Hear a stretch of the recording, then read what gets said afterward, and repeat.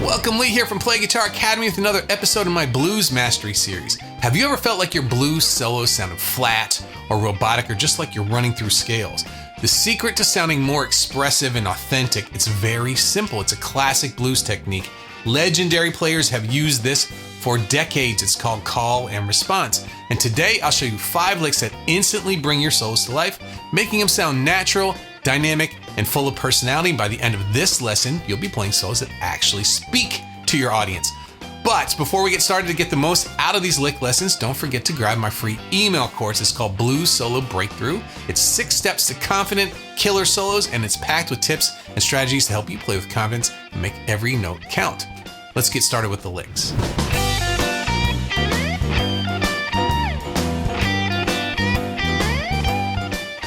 Let's take a look at lick number 1. Lick number 1 is an octave repeat. We're going to play something down low, and then an octave higher, we're going to repeat the phrase, or maybe even embellish it a little bit too. These are on the key of G.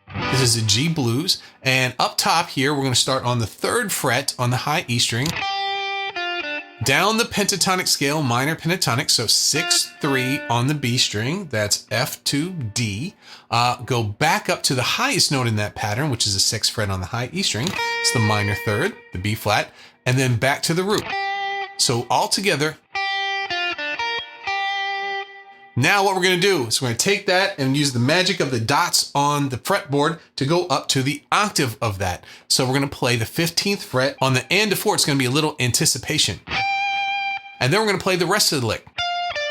But instead of playing it, we're just going to go to the root here. So we're going to change it just slightly. Down here, up here. So it's 1 note shorter on the repeat, but it adds a little interest right there. This is really helpful, and you can use it over every chord in a 12-bar blues. It makes it interesting from the beginning to the end.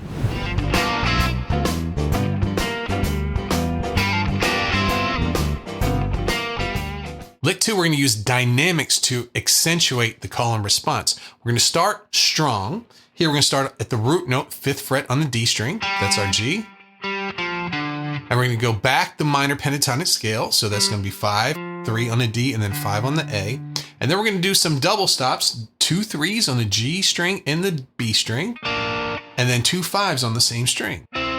So that's kind of like part of a B flat chord and then a C chord.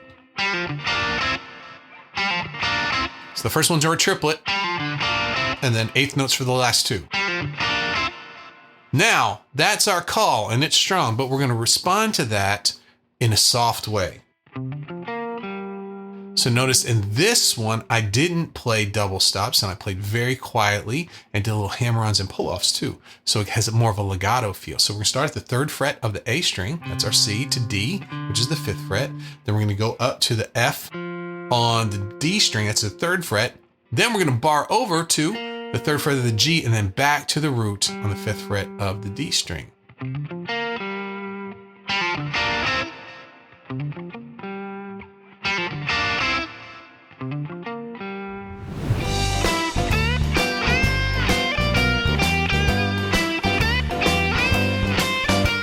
It wouldn't be the blues if we didn't use a little major and minor against each other here. So what we're going to do is we're going to have the call be a major sound and the response a minor sound back to it. I'm going to go up here to the B.B. King box. We're in the key of G, so we're going to put our first finger at the 8th fret of the B string, and we're going to start off major. This is all in the major pentatonic.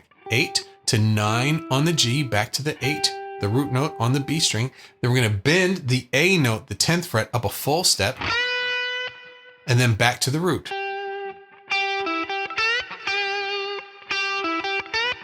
Very sweet, sounding like B.B. King or John Mayer.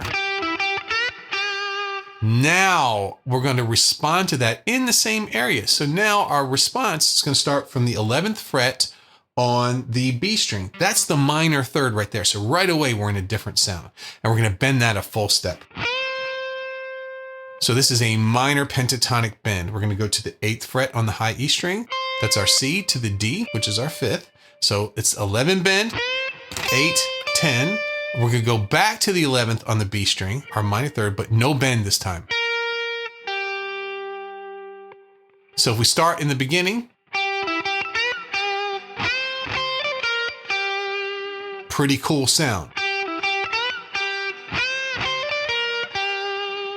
You can hear the major, you can hear the minor, the call and the response. It's very interesting.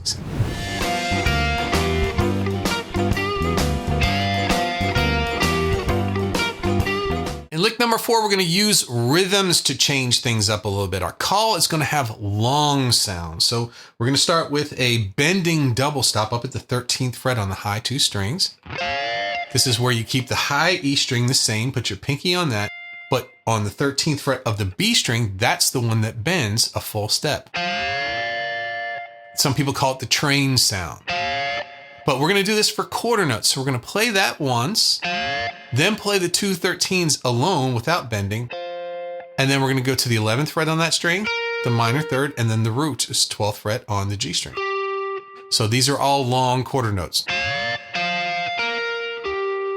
Now, the response. If you take a look here at each of the notes, we're going to have a little staccato sound, a little dot over top of them. What that means, we're going to play them kind of muted and short. So we're going to start on the 10th fret of the G string. That's the flat 7th to the root on the 12th fret. Then the minor third on the 11th fret of the B. And then back to the first 2 notes again. And we're going to play those all very short. The response really adds something. It really adds interest in there, and it gets you set up for the next lick.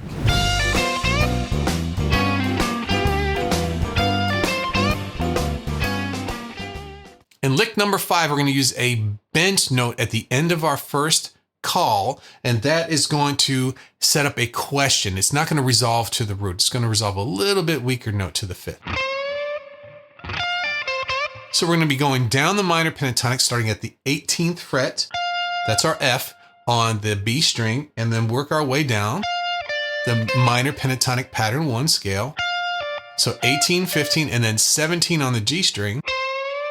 And we play that once alone, and then again bent a full step. So the whole thing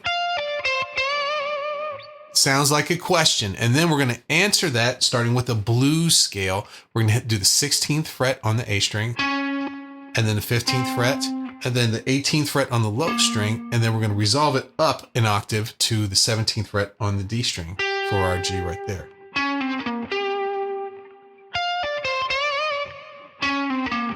Very question and answer with this one there. You could also do it an octave down. Why not?